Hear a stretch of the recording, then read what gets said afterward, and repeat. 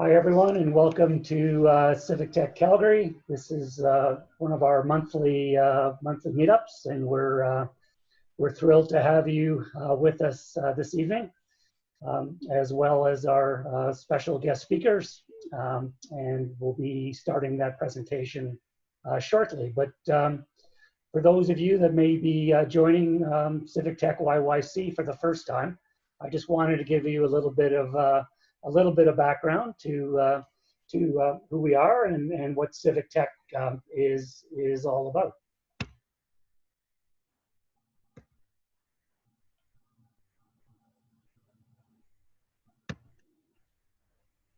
So Civic Tech YYC, we're a community-based group, a group of volunteers, and we're really part of this global movement that is trying to leverage technology for public good. And we come together on a monthly basis, and we also have once or twice a year we do hackathons as well, really to conceptualize and to engage on projects that serve to make Calgary an even better place to live. So we work through these projects, and these projects are all generated by our members that have great ideas that we can help Calgary. So some examples, we've have a volunteer app called Volley that's been great for the last couple of years. We've been doing blockchain experiments, public art mapping. We are doing a civic user testing project. And this evening's presentation on wearable technology will be launching an initiative around that as well.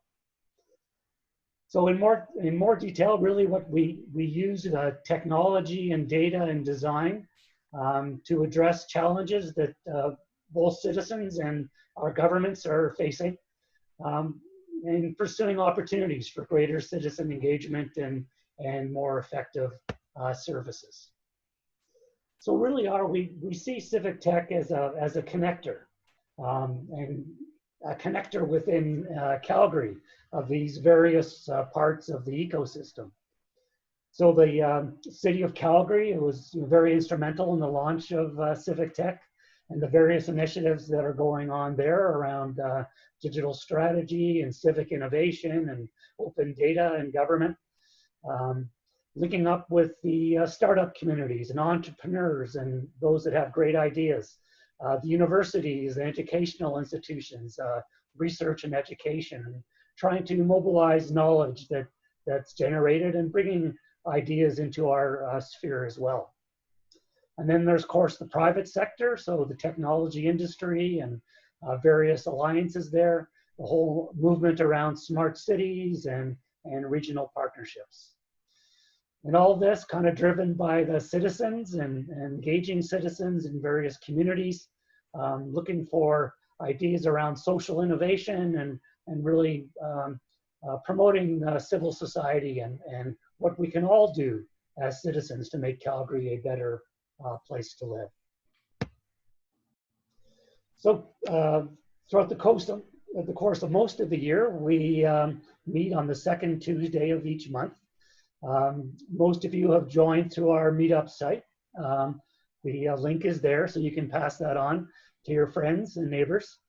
We also have a website, so CivicTechYYC.ca with a lot of information on our group and on our projects. Also our Twitter handle at CivicTechYYC. So let's generate some traffic this evening on this presentation. We also issue a newsletter once a month or so, and you can sign up for that through our website.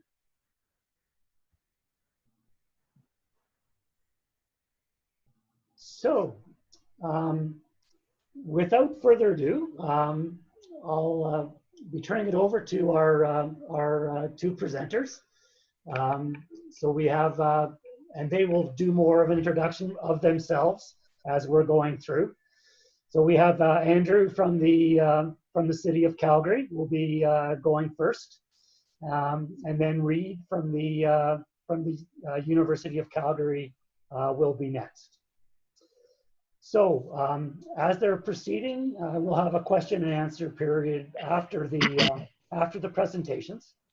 So if you do have any questions, you can send them to me or send them to Oscar, who's one of the co-hosts, and we'll be tracking those and then bringing those forward towards the end of at the end of the presentations. So without further ado, Andrew, away you go. Perfect. Thank you so much, Jeff.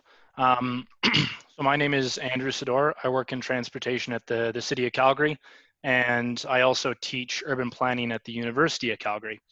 And I wanted to talk today about the Citizen Scientist Program collaboration with the University of Calgary.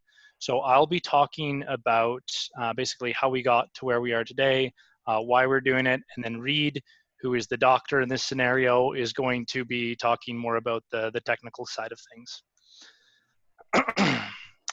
So just to give you an idea of how all this started at the City of Calgary, about 3 years ago, our city council came to us and said, hey, we see all these new types of technologies happening, things like aerial drones, autonomous vehicles, electric vehicles. What do they mean for the city? And so we worked with industry, academia, cities from all over the world and other levels of government to put this document together here, sorry, called the Future Transportation in Calgary. And so out of this came quite a few cool initiatives. This is where the Ella autonomous shuttle came in. So we worked with Pacific Western Transportation, which is a Calgary company, and Novotel, which is another Calgary company, to produce this shuttle, which was the first publicly accessible autonomous vehicle in Canada, which is really cool. After that, Hexagon expanded their operation and produced a autonomous shuttle or autonomous vehicle, full passenger vehicle, which they're testing at our Calgary snow dump, which is the first autonomous vehicle testing that's going on in Western Canada. We also opened up a number of our industrial areas up to aerial drone operations. So there's been a lot of cool local companies testing out their products here. And then this kind of spurred the electric scooter pilot, which I am running, but is currently on hold due to COVID. And so one of the technologies that we saw that we investigated, but we didn't have too much information on, is this idea of biometric technology. So this was back in the appendice of the Future Transportation Report. And biometrics are distinct measurable physiological characteristics of an individual. And so the technology that we looked at was developed by MIT, and it was called the Mind Rider helmet. And what this could do is a cyclist could put it on and ride through different environments, and it would show how that person felt in those different environments. And so if they came to an intersection that might have been a bit dangerous, then it would basically measure their physiological characteristic and say, hey, this person feels nervous in this intersection. Where if they were going down a nice pathway, it might register as, hey, this person is relaxed. And I found this really, really interesting from an urban planning perspective, because our goal at the end of the day as urban planners is to create great cities for people. And a lot of that has to do with how people feel in a city. So whether they're nervous, scared, or happy, or fulfilled. And so this is kind of just the ground floor of being able to explore that. And at the city, we do have a number of data sets that kind of help us explore this idea. So we have areas where collisions are occurring. So these are areas of safety concern, also where people might feel vulnerable. We have things like traffic counts. So here's a traffic count of cycling. So we can see, hey, on our 5th Street cycle track, people like riding there because there's more volume on it, or that's what we assume. And then the way that most of the time this is done is via Likert scale. So you ask people, hey, from 1 to 5, how do you feel about this current situation? So I brought the mid-pilot scooter report to council last December. And as part of that, we did a bunch of survey work. So we asked people, where do you feel comfortable operating a scooter? And so 90% said they felt okay on a pathway, 81% okay on bike lane or cycle track, 56% on sidewalk, and road was about 20%. And so that kind of provides a snapshot of how people feel. But one, it's a fairly limited sample, and it's basically how the person's feeling in the moment. And also, if you're like me, you might not be connected in with your emotions enough. And so you actually might not know how you feel in certain circumstances. So that's why we found this idea of using biometric technology to explore how people feel and experience a city really, really interesting. But it was just an idea at that point. We had kind of other priorities, and it was just something high level that we were thinking of. So take this into a real world scenario. You look at something like McLeod Trail and Champs-Élysées in Paris. And so they're actually very similar from a characteristic point of view. So on both roadways, you have similar width of road. I think both carry probably similar volumes. You have sidewalks on both sides, but the experience on each roadway is completely different. So with Champs-Élysées, it's described as one of the most beautiful and well-known avenues in the world and in France. And in Calgary, McLeod Trail is described as one of the ugliest streets in North America. And a lot of that is how it makes people feel, right? Walking down the side of McLeod Trail isn't the greatest feeling. So how do you actually quantify that and measure that other than just asking a Likert style question of, does McLeod Trail make you feel miserable? And so this is where the idea of using biometrics. So instead of just saying this roadway made me feel nervous, you're actually able to take a measurement of it and say, this roadway increases heart rate and galvanic skin response, which is how much you're sweating, by 10%. Of course, in order to do this, you need a huge sample set. So a person maybe could just be having a bad day, and that's why they feel nervous walking down that street. But if you have thousands upon thousands of people, you get a pretty accurate data set. So with this idea in mind, I went to my, I think, first or second CivicTechYYC meetup event. I think it was a hackathon. And so we were asked to bring an idea. And so brought the idea of using biometric technology, said, hey, this could really help us with some of our urban planning. And then one of the students, I'm sorry, I forget their name, at the table said, by the way, do you know that the University of Calgary just started Canada's first wearables program? And they're looking for collaboration and they're looking for research ideas. And by the way, there's this guy by the name of Dr. Reed Ferber who's leading the program. And so right after the meeting, we enabled our, because we were supposed to develop an app at this YYC Civic Tech meeting, Civic Tech YYC meeting, and we labeled it Happy Place after Happy Gilmore. And so the goal of the app was to find your happy place. So the initial idea is, where do people feel happiest in the city using biometric technology?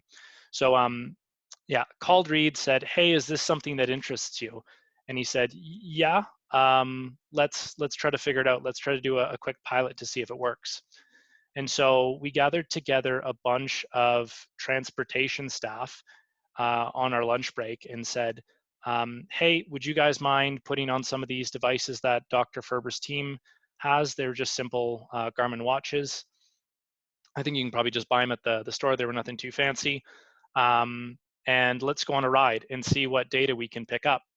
And so it's a fairly limited data set because it's only one ride and it's only a group of about a dozen people. But Dr. Ferber said basically, hey, I think we have something here. This is interesting. If we did this at a larger scale, we'd be able to kind of have a better of idea of how people feel in this area. And the reason why we chose some of the corridors that we did is that there were certain roadways that are planned to have cycle track or pathway or regional pathway. And so we wanted to see what was kind of the before and after effect. And so one of our hypotheses is that people might feel more comfortable when biking in a more secure environment. So you probably feel one way biking in mixed traffic versus you probably feel another way if you're separated either by a physical barrier or just a curb. And so before we had no real way of doing this, and so this is a possible way of exploring that idea. And so talking with Reed, he says, hey, we have a bunch of talented students. We have some funding from NSERC. One of the things that we do need, though, is we need people to sign up for this. and we need funding to build a web portal to actually collect the data. And also we need research problems. We need to know what the city's actually looking for. What are these problems, urban planning problems that you're looking to solve? And so we took this idea to one of the counselors and said, hey, we have this collaboration idea with the University of Calgary. We think we could use the Council Innovation Fund in order to help co-sponsor this web portal. And I'll get into a bit later, but there's all these various benefits, economic, data, that would happen because of this program. And so we got Councillor Jody Gondike to sponsor it. She brought it forth to council. Of course, it got a lot of media. There's rightfully so, people saying, well, the government's trying to track you. When you dive a bit more into it, it's not that complex, or not as complex as that. And so we took the item to council and said, here are the roles and responsibilities of each party. So the University of Calgary would provide matching funding. So the cost of the web portal was somewhere around $100,000. They would be responsible for onboarding the participants. The city can definitely help in that regard. Data storage. So this was probably the key item. So we're dealing with a lot of very what's the word I'm looking for? Sorry, it's late at night. Sensitive. But yeah, sensitive data. There you go. Thanks, Reed. Sensitive data. And so we, one, as the city, didn't want to even touch the data. And two, it needed to be stored in a really secure place if we were to collaborate with the project. And so Reed worked really, really hard with his staff at IT, and they put the data in the most secure storage that you can get. The University of Calgary would also be responsible for the studies and analysis. So city would put forward questions, and the university would provide that study, and then provide the city with and the public with an anonymized aggregated data set. And so what we wanted is the University of Calgary to give us the same data that would be available to the public. So there was no conspiracy of, oh, the city's using this to track our movements and the city knows where I live. So the data set would look something like this. So we would get the exact same data set that the public would see. And so then on the City of Calgary side, we would provide one-time matching funding in order to build that web portal. We would host the anonymized aggregated data set on our open data portal. And if you haven't checked out the open data portal yet, it has a lot of good information. For accountability purposes, we have to report back to council through a committee called the Priorities and Finance Committee in Q2 of 2021. And then we need to provide research questions to the university. So these are going to be research questions for their PhDs, researchers, master's students, in order for them to understand what questions that we want answered. So I'll get into some of the questions later, but when we first brought this to council, it was how do people experience different streets? So example is 9th Avenue in Inglewood. And then what park makes a person most relaxed, and what are the features in that park that contribute to that? And so with that understanding, we can start to build better infrastructure. So here's kind of the big piece of it I found, the additional benefits. So we're providing these research questions. Reed's group is over 80 plus masters and PhD students from multiple faculties, and Reed will get into a little bit more of the program. But this is providing them with research questions. So this is the future people who are going to be running the economy in Calgary. So to provide them with research topics is incredibly valuable, and especially in Calgary. So one of the key goals in Calgary right now is to diversify the economy, and you basically need to diversify where your niche is. So we have over approximately 100 life science companies in the Calgary region. More than 50% of them are in health IT and medical device space.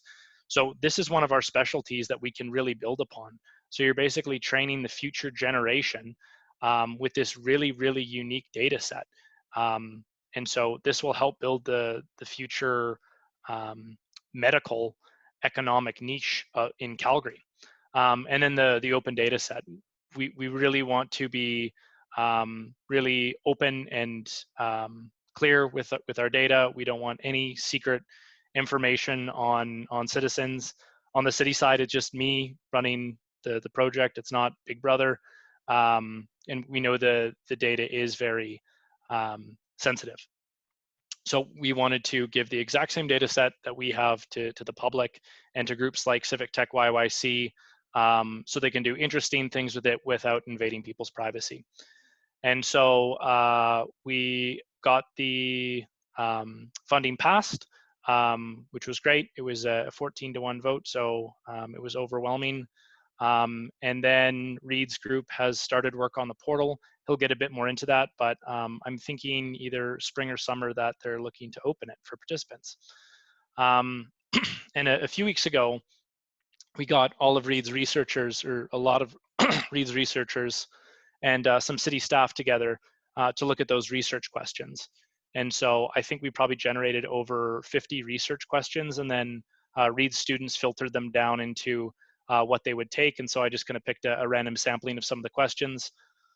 So for infrastructure, for active modalities, running, cycling, walking, you can use the device, and you just need a GPS and a survey. So changes in stress, gait, speed, pre-vote and post infrastructure development. So if you put in a new pathway, how does that affect a person's health? How does that affect the way that they run on that roadway? You can also do this for vehicles. So if someone's really nervous driving down a road, you can say, well, what is making this person nervous at this intersection, and help identify and then prioritize infrastructure based off that. It's just another tool that we could use. For public spaces, you could use a more sophisticated device. So ones with GPS, heart rate, galvanic skin response, plus that survey to understand how people feel in different types of environments. So if they're downtown late at night, do they feel vulnerable? Can the city do things like put in more lighting in order to make people feel safer? And then also just really help us create that ideal city block. So understand what makes a person feel safe, secure, and happy in a city. And just to stress with the survey component, these devices won't be able to tell us everything right now, nor might they ever be. You need that mixed methods approach. You need that device telling you that quantitative data, and you need to follow it up with the qualitative side of things. So you can say, okay, well, a person's heart rate is really high throughout this section. What is causing that? And then you need to follow up with the survey in order to understand what's causing that behavior. So without further ado, I will hand it over to Reed, who's the real expert in this, and he can chat with about what they're doing right now. So thank you. Great, thanks, Andrew. Thanks, Jeff, for the invitation, and thanks everyone for joining us here. I am not Big Brother. I am a simple professor in the University of Calgary. I hold joint appointments across the faculties of kinesiology, nursing, and the Cummings School of Medicine. And this is more of an update on everything. I'll take you through. Andrew's done a really nice job of just providing the background for all of this, and I'll just give you an update as to where we're at, and then I'm happy to answer any questions. But we'll also talk about how CivicTechYYC can get involved in this as well. So this is an NSERC-funded program. It's called the CREATE Training Program for the Wearable Technology Research and Collaboration, or WeTrack Training Program. What's unique about this is it's not a research project. So there's no set research agenda. This is 80% of the money goes to fund students. So as Andrew mentioned, initially we had funding for 80 plus students. We're actually tracking quite well. We should have about 110 students involved in this 6-year grant. Really what we're trying to do, we have 29 researchers currently. With those 29, we have 40 some students. We're bringing in a new cohort of summer students as well. And then we're always recruiting. In order to, I always say the good news is that we have a big grant, and the bad news is that we have a really big grant. And with really big grants, you have to make sure that you're maintaining your budget and staying on track with what we're trying to do. And in the broad sense, we're trying to collect wearable sensor data from any wearable sensor device. So we are trying to be hardware agnostic. We're trying to tag as many humans like wildlife as we can. We're trying to apply machine learning methods in order to understand the complexity of that data for three main purposes: improving athletic performance, predicting injury, optimizing healthcare. And then really you could, city planning can fall under almost all three of these in terms of just creating safer spaces, helping people to commute in a more safe manner, and just helping with the overall flow of traffic and pedestrians, cyclists, etc.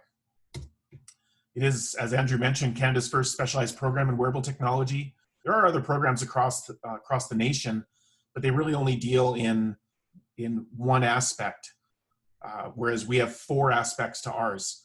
We are essentially bringing in kinesiologists or graduate students who understand human motion, and we're training them in data science, or we're bringing in data scientists and we're training them in kinesiology or better understanding of human movement.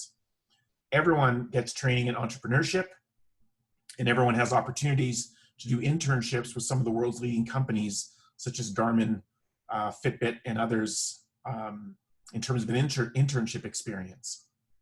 So yes, we are trying to train the next generation of wearable technology experts. I am not dictating any of the research ideas to anybody. I'm simply facilitating opportunities, and we're trying to bring in some of the top talent.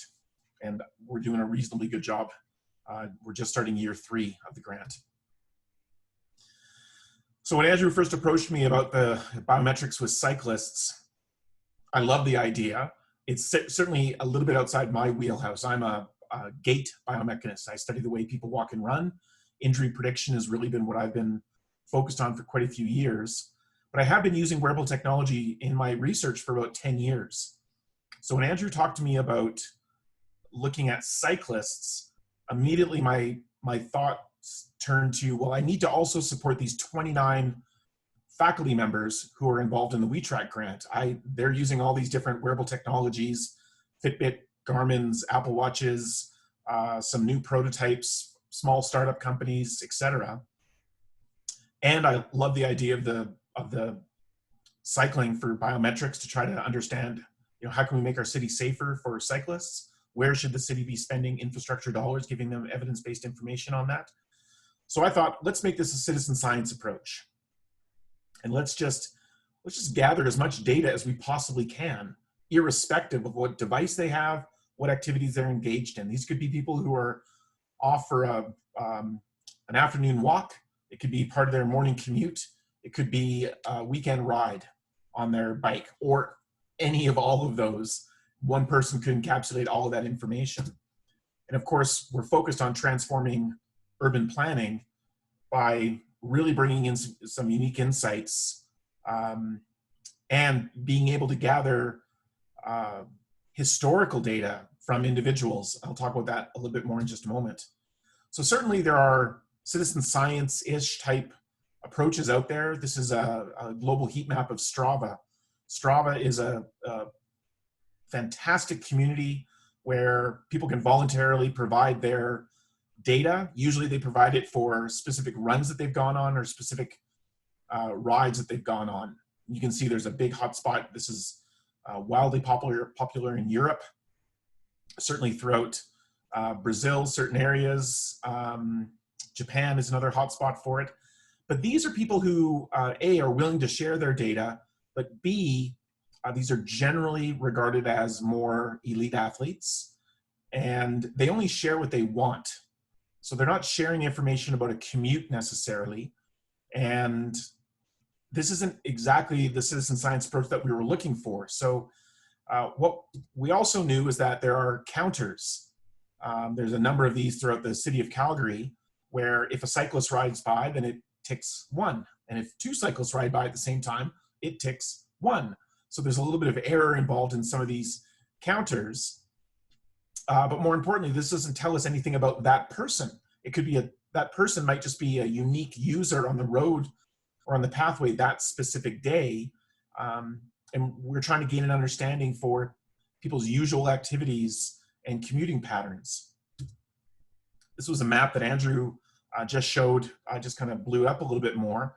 This is done by kind of surveying the downtown core with respect to people having or sending out counters and counting how many people ride by. So this is a fantastic approach. The darker the color, the more people that are using that specific pathway. But again, we can't get down to that detailed information because this is only a snapshot in time. So wearable technology affords us a tremendous opportunity to collect a lot of data, not only from the individual for a specific ride, but many, many rides from that individual. So our goal in doing all this is to merge data together, starting with global position, velocity at which they're traveling, their heart rate, survey them in terms of comfort level, as Andrew talked about. And we believe that sharing your data can improve city planning. We think that we can really lend something unique to the city of Calgary. So we're just very pleased to partner with them on this. We want information from everybody. We want information from mothers and kids and anybody who's commuting, who's using these shared pathways and or isolated pathways, such as the bike pathways on the river path. But we're looking to collect as much data from everyday citizens, not just those who are willing to share their information on Strava, but everyday citizens from Calgary and other communities in order to build this database and provide some very unique insights. So a few of the technical aspects of this. When I approached the Vice President of Research at the University of Calgary about this, he wholeheartedly supported the idea and in fact put me in contact with the Director of Research Computing Services, and we began building a level 4 secure server. So we are collecting very sensitive information from people. We are stripping it away so people are identified by a research number, not by their name. But if we're collecting GPS information, then we need to, you can use that information to figure out where people work, where people live, where people are meeting up. That's certainly something that's being discussed these days with respect to COVID and trying to understand how people are gathering together. So we are putting this behind a level 4 secure server. The server is built and we're just finalizing a few aspects of it. It will be a web portal interface. So people will enter it through a web portal and provide information. It falls under a research study. So we are seeking informed consent. People are consenting to provide us with their data. And currently we are focusing on Garmin, Fitbit, and Polar devices when we launch, which will be in June. I'll go over timelines in a moment. And the reason Garmin and Fitbit are particularly attractive is because they provide, in addition to Polar, a very easy to use API that allows my web programmers and technicians to access those devices. But Garmin and Fitbit actually store historical data on their databases in their respective companies' servers. So what we're asking people to do is we're asking them to trust us by logging in, providing informed consent, and then they log into either the Garmin or Fitbit website using their unique ID and password, which we never see, and that provides us with a user token. And that token then allows us to go into the Garmin database or the Fitbit database and grab 2 years worth of data that's being stored and then copy it onto our level 4 secure server. Now, Polar doesn't have a database, but their API is fairly easy to use. And once the person signs in, if they have a Polar device, then we start collecting their data, starts coming into our secure server as well. So we wanted to start with 3 well-known products. I'll talk about why Apple isn't there in just a moment, but that's what we're starting with. We're trying to advance wearables research. We're trying to improve healthcare. Certainly, this is all about urban planning and promoting active living. So I don't even know some of the research questions that we're going to be asking right now, and that's actually a big attractor from my perspective. We did do that one meetup, as Andrew talked about, generated some tremendous ideas. So we're moving very quickly towards being able to really put some meat on that bone by being able to collect these type of data. So phase one is all about data collection. So again, we're focused on Fitbit, Garmin, and Polar to begin with. And my utmost emphasis is always on data security. Whenever we make a decision, whenever I have to make a decision about something, I always come back to which is the most secure method, which will provide us with the greatest amount of data security, so that we can continue to move forward. If we don't have data security, then this whole citizen science project falls through. We will be doing pilot testing starting in May, and that's something that CivicTechYYC can certainly help us out with. I'll talk about that a little bit more in just a moment. And we are planning on launching the web portal June 2020. We are right on track, and in June 2020, we'll have everything in place. So phase two, which will be by end of this year, is really to help the university, the 29 researchers that I talked about, and the different research studies that we're supporting using this database to get them their data in order to help them conduct their research and also answer Andrew's questions and the other questions from the city of Calgary that they've generously provided us that grant for. Phase three is where we bring in new tools and insights. And again, this is where CivicTechYYC could play a role. We want to certainly grow the citizen scientist network. My goal is that by this time next year, we have 10,000 Calgarians registered and are providing us with not only their historical data, but weekly updates. I forgot to mention that. So once somebody provides us with a user token, we go in and grab 2 years worth of data. And then every week, the server updates with that person's data that they've then collected over that past week. So this is a study that's going on in perpetuity. It's not only retrospective, but it's prospective as well. So once phase three begins, we'll start connecting with other cities and communities. I'm in discussion with a few different cities in the US and across Canada about how this might be helpful in helping them with urban planning. As Andrew mentioned, this is hopefully a source of economic development where this can be an attractor.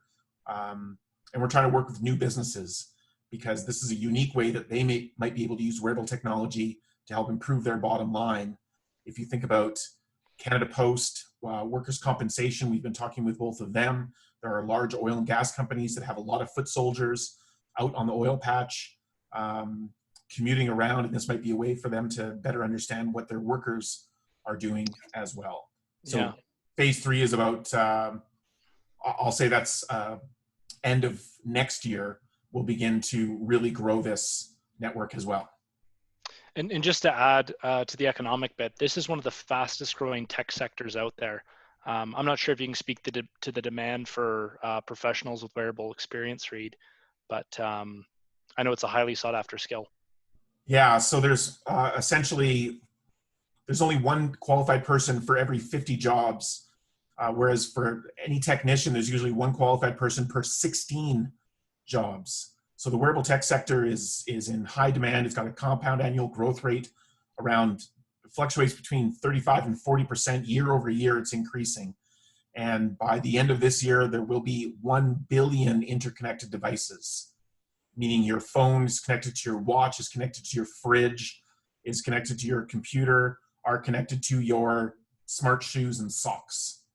So yeah. The interconnection, the Internet of Things plays a big role in all of this.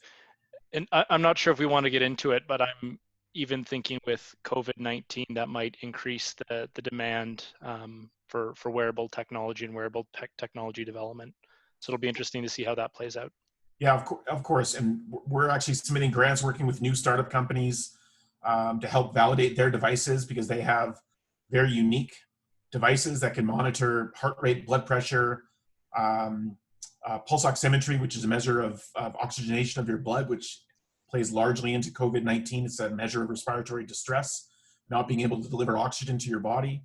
So we're working with wearable tech companies on validating their devices so they can hopefully get them into the healthcare system a little faster. So we have our challenges. Data security, as I've mentioned, is a huge challenge. It's what keeps me up at night. It's what drives every decision that we make. We feel like we're on the right path with respect to the level 4 secure server that is monitored by research computing services 24 hours a day, 7 days a week. but we can't do this alone. We need to work with groups like CivicTechYYC. We have lots of university partners all over the world.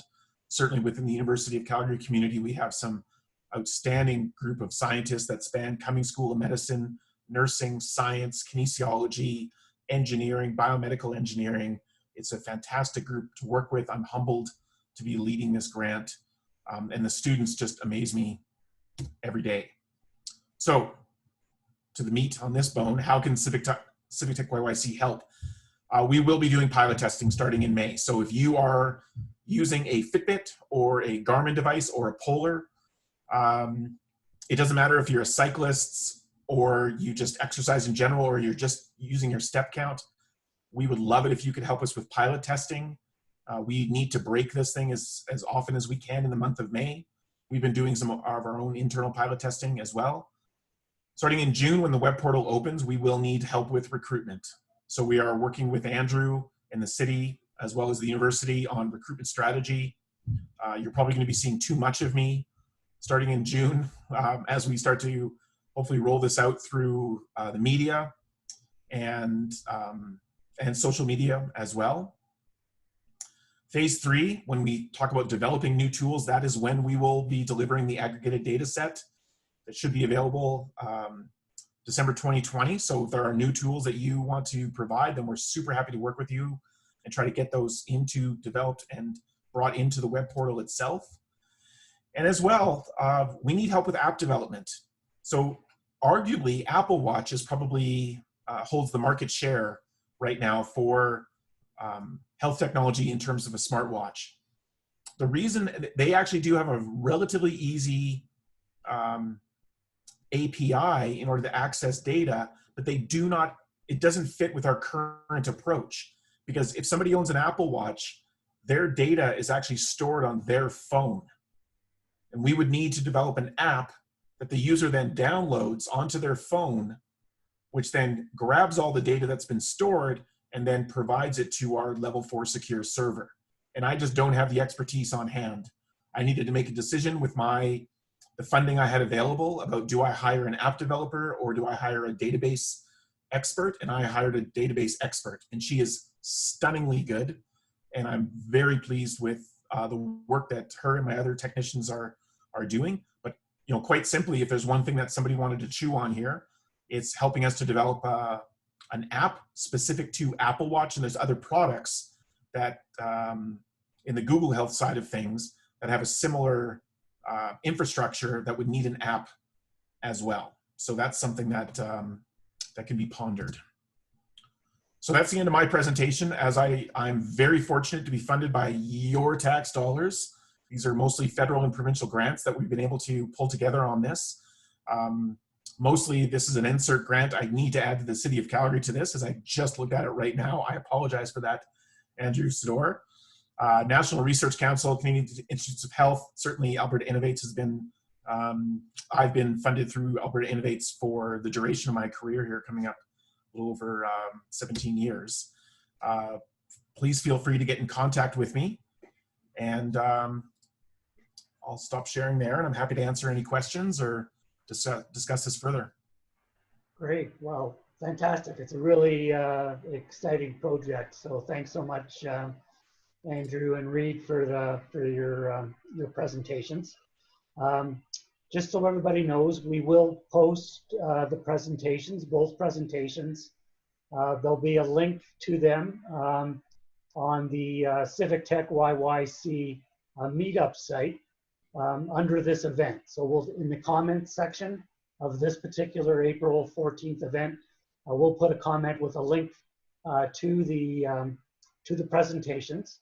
And we are recording the session, and we would plan to put a link into the video as well when we work out how that will be done. Probably on YouTube would be the link. So really exciting stuff. It's from a Civic Tech point of view, we're thrilled to have been part of this, and look forward to continuing to engage with both of you as this goes forward. As everybody's seen, there's lots of opportunities. And so we'd like to, within CivicTechYYC, create a little project team. So please reach out to us and through the Meetup site, and as we go forward in time and when the data starts to become available, we can do some really cool things with that.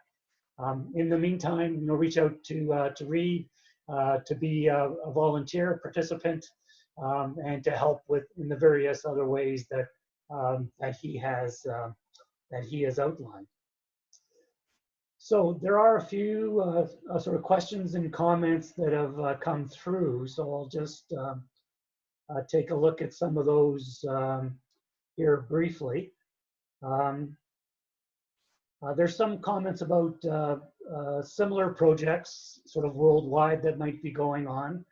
A reference to a project, I think it's in London, that might be happening. So any comments about sort of colleagues, Reed, that you're engaged with and sort of can share back and forth some of your learnings? Yeah, no, that's a great question. I'm always happy to learn more. What I understand is there are lots of individual researchers looking at similar projects using specific types of wearable technology, either an app that they've developed. Fitbit has a lot of individuals within their research community itself. I am unaware of anyone trying to put together this type of citizen science approach where it is hardware agnostic and we're trying to collect as much historical data and prospective data from individuals. So I do have an advisory board as part of the We Track Create program, and we met about 6 weeks ago, and they put my feet to the fire about really trying to understand who can we collaborate with, who's got a lot of these answers already, and quite simply the answer, to my knowledge, nobody's doing this. Nobody in the world is looking at this from a citizen science perspective, irrespective of device and without a set research question in mind. I have one research question that I need to work on, and that's for Andrew, because they provided us with specific funding related to cycling within Calgary. So we are simply trying to build an enormous database through a citizen science approach, and I am unaware of other people doing that. Cool. Having said that, I will briefly, I do know that the City of London purchased a large data set from Strava specific to cycling. But again, Strava is a very unique segment of the population. It's not representative of the entire population. It's representative of people who are engaged in more competitive type activities, and what they're trying to do, that's my new puppy and my daughter, they're trying to, they sold that information to the City of London in order to help with traffic flow. But I don't think it serves the city much of a purpose because it doesn't represent the entire population, just a very small segment. And I'll leave it at that. Cool, that's great. So from your perspective, Andrew, in various cities kind of around the world, have you seen any direction similar to this, or your colleagues?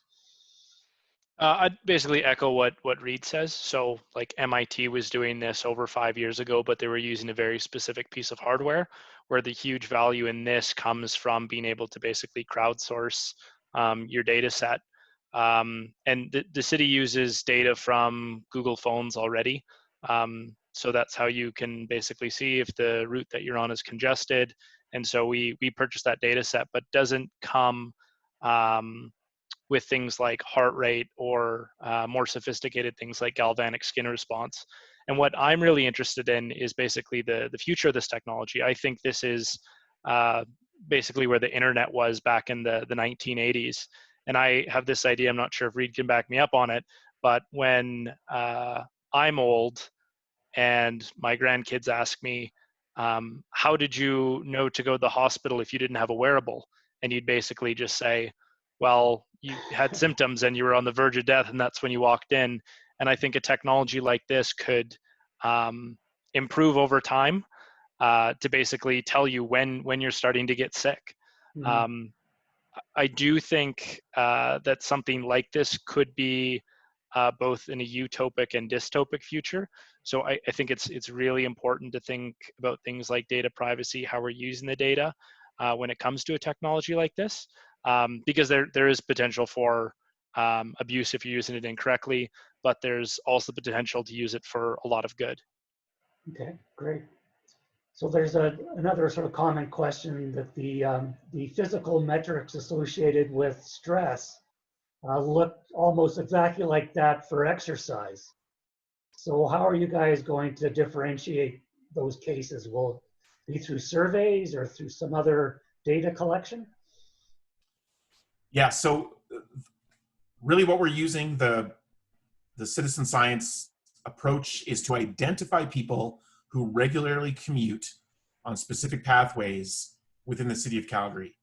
And that's going to be one of our methods of recruitment in order to conduct further studies where we can put galvanic skin response receptors on these individuals. And we can collect more sensitive and higher quality data than what is available on a smartwatch, as an example.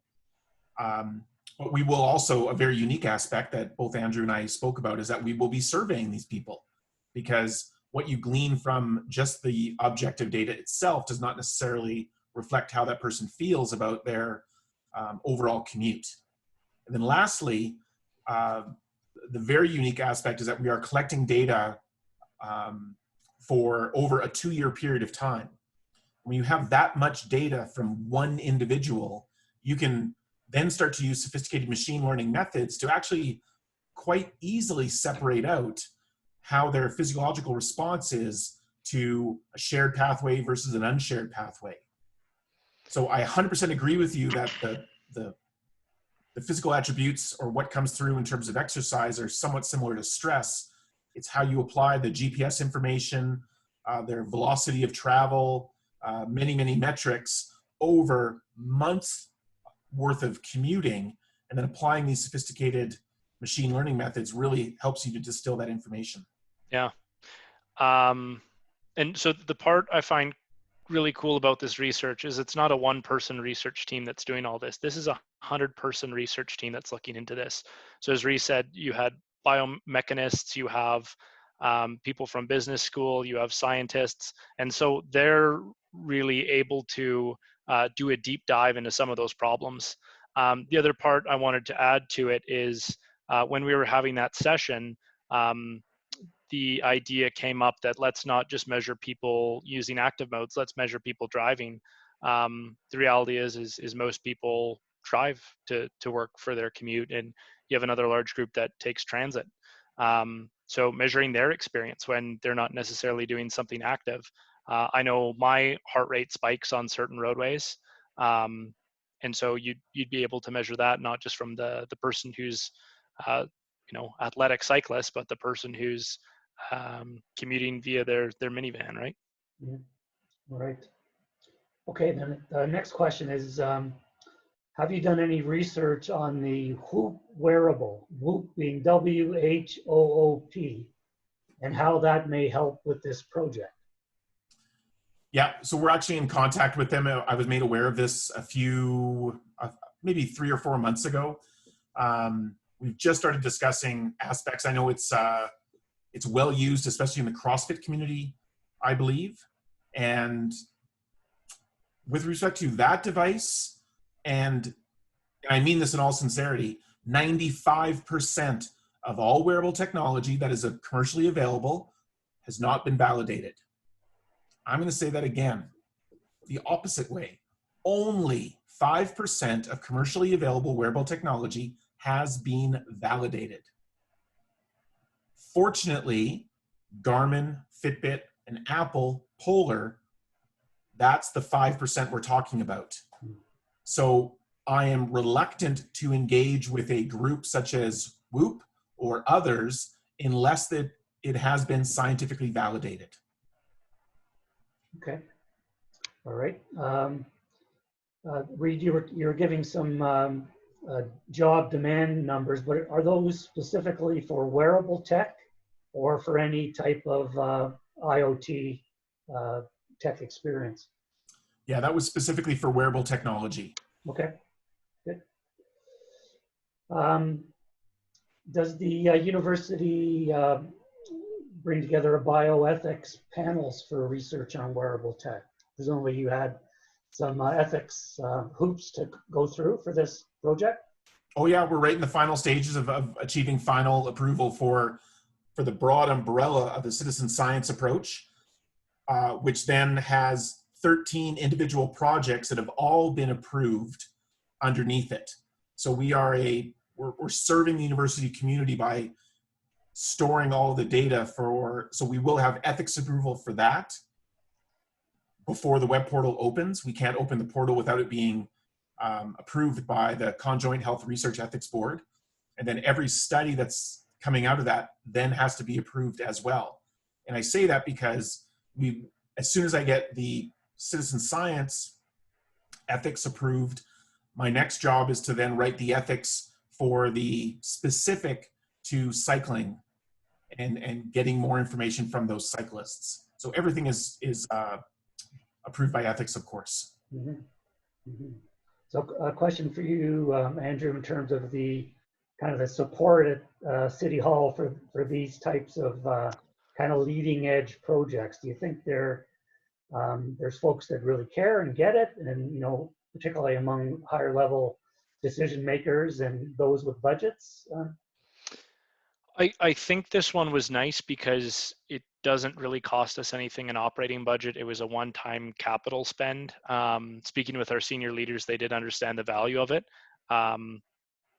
Again, one of the nice things is the university is doing all the heavy lifting, right? We have all these research questions, and it's kind of this mutually beneficial relationship where we get a lot of our questions answered. Some of them have been posed by senior leaders and counselors, and then Reed students get great research topics that actually get put into practice, right? So it's this really symbiotic relationship that happens.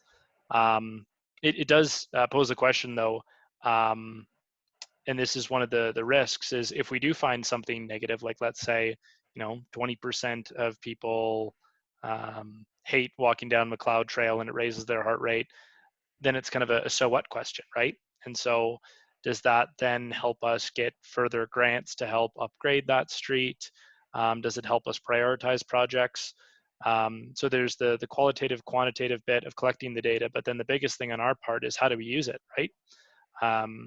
So the nice thing about it is it's scientific numbers, and I think we have enough talented staff at the city to kind of understand that this could be incredibly meaningful. Right.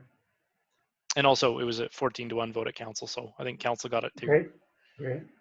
And there's a question about whether the city is considering purchasing a local data set from Strava, Google, or whatever to validate or compare results to the study. We already do purchase those data sets. We do use Strava and we do use the Google data set. We buy those. But that's a really good point about how we could use that data set in order to validate and compare. So yeah, I'll take that back. Okay. Yeah, anything we can do to improve the scientific validity of what we're working on, we're 100% open to. I would imagine that a lot of our participants, a lot of our citizen scientists will be Strava users as well. Yeah, we also have a lot of scooter data. Great, great. There are some more questions here. Oscar, do you have any questions in your queue? No, I think everyone sent it to you, so I don't have any that came to me. Okay, that's great. There's a question, Reed, about maybe elaborating a bit on how you could see the use of wearable tech in the oil and gas industry. Oh, that's a great question. So never mind what wearable technology is coming down the pike, because we're actually building this really not to answer today's questions using today's technology, but to try to see into our crystal ball, okay, what's coming down, what will be the next piece of wearable technology. I firmly believe that we will not wear our wearable tech on our wrist or carry it in our pocket within the next 5 to 10 years. We're going to buy it at Walmart and or athletic stores. So I've been in contact with companies that are making sensorized underwear. Galvanic skin response right now is a very expensive type of wearable technology. We have a set of GSR sensors in the lab, but I can see GSR sensors being very commonplace. In fact, I see GSR sensors being the band of the watch that will come out within the next few years. So GSR is actually a very good indicator of overall stress. It tells you how much you're sweating, but it also tells you what the components of that sweat are. So that's one aspect of it. Certainly you could have the simplest of information in terms of just step count. How much activity are your workers out in the oil patch putting in? If you know that they have to drive to a certain spot and then walk to a certain spot, you should be able to get an average activity count for an individual, and you should be able to find out, are they doing more than they typically do, or are they underperforming? Where are people in the world? Why are they in these specific locations? I know that there's data science companies who work with oil and gas companies here in Calgary and in Alberta, and they've been collecting information about who swipes to get through one door and then through another door, and they've been doing that for a decade. And they're using that information in order to improve worker productivity. So I think there's going to be some really interesting technology that we're not even really thinking of right now. And we're going to be able to use that to keep workers safe, to keep them from getting injured, to help them with rehabilitation, to get them through workers' comp a little more effectively, but also to help the companies with their bottom lines. Great, great. So a question maybe for you, Andrew, around sort of environmental data, like whether it's raining or whether there's snow on the ground or all those sorts of things that of course will affect the results. How do you plan to kind of overlay that and use, kind of use that combination of environmental, maybe there's other data or other factors as well that you need to be rolling into your look? Yeah, I think it's more of a question for Reed, but I think those things would be layered on, right? So you could say, well, how does this snow day affect people's movements? How does COVID affect people's behaviors? So there's so many rich data sets out there that could be all brought together. So yeah, weather is one of them. Even day of the week, like if it's a holiday, how does that affect commute patterns? I don't know, Reed, if you want to jump in and talk about some other data sets that you could use to kind of layer on top of this. Yeah, we've been collecting data from runners for the last 2.5 years. And they're all wearing a Garmin watch. And with that, we obtain their GPS position when they start their run and when they end their run. Based on that GPS information, we grab data from Environment Canada Weather Tower that's closest to them, and we automatically pull that data into the database anyways, because weather does play a big role. We found out very early on that when you are collecting wearable sensor data out in the real world, it is very different than being in a laboratory environment. In my lab, on my treadmill, I can control everything. I control the speed, the weather is already controlled, the lighting is controlled, I can book them in for whatever time of day suits them and suits me. And then as soon as we're outside, we've actually published papers on subtle changes in running mechanics between -4 and 8 degrees Celsius. And these are subject-specific changes. They're very subtle. And the reason we're able to see these changes is because we have tens of thousands of steps from each individual, and we can build these subject-specific models using machine learning methods. Great. Okay, so I think this will be the final question. And I think it's a good one to kind of go out on from a kind of a city perspective. And it's kind of related to the representation you'll be getting from this particular project, and whether we're by the nature of who has wearable technology and who can afford to use it, and what routes they're taking in the city, possibly from socioeconomic higher profile neighborhoods, to the city center or whatever. Is there a plan? And I know this is probably a phased approach. You have to start somewhere with what you have, but Any thoughts to that in terms of how we get wider representation, maybe from those that are not as well represented traditionally with and this sort of thing? I would say currently it's a big problem with a study like this. Like if you look at that Strava data, you look on the east side of Deerfoot and there's basically nothing, even though there's a large portion of the population there. Yeah. The one nice thing about Reed's study is that they can also use cell phone data as well for things like GPS. They won't necessarily get things like galvanic skin response. But I think as wearables evolve, you'll see something similar to cell phones, where back in the 90s, only the elite had cell phones, and now I think 95% or people have smartphones. And so I could see the same thing with wearables if they come down in price and if they provide a benefit to people. At the same time, I think we really need to be wary of data privacy and the way we're treating our data. So those companies that Reed mentioned, they've done really well with their data privacy, but any breach can kind of, I think, trigger people's perceptions as to the comfort they have wearing one of these devices. And I think they really need to see benefit. So if I had a wearable device that told me if I was sick, that would be super beneficial. Or if I had one right now that told me if I had COVID or if I was free to go, that'd be wonderful. I think everyone would buy one. And then I think also just the ability to contribute to your environment by giving your data, I think is really neat. And I think urban planning will kind of go through a renaissance. Maybe that's too big of a statement, but just this level of data and understanding how people feel inside space is something that we've never really been able to grasp before, right? You have people writing books on, walking down the streets of Paris are beautiful because, the buildings are 6 feet tall and you have some neat architecture, but to actually measure that physiologically and basically scientifically prove that these type of streets make people feel better is a huge step forward. I think I didn't fully answer your question, but yeah, getting these to everyone and being able to collect data from a diverse set of people is super important. So you're not just designing for the 5%. Reed, I'm not sure if you want to weigh in.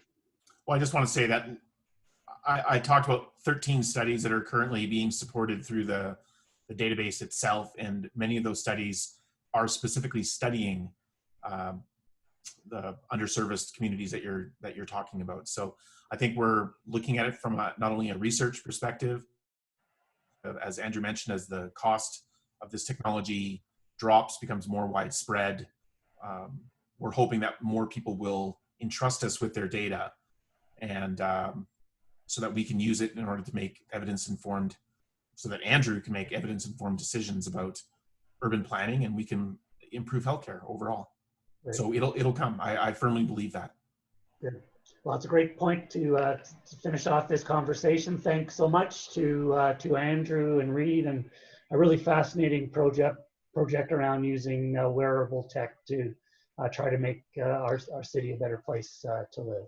So, yeah, thanks, Jeff. And if people are interested, feel free to reach out. I'm not sure if you can send around my email, but I'm happy to follow up offline with anyone who's interested in participating or just wants to talk further about the idea.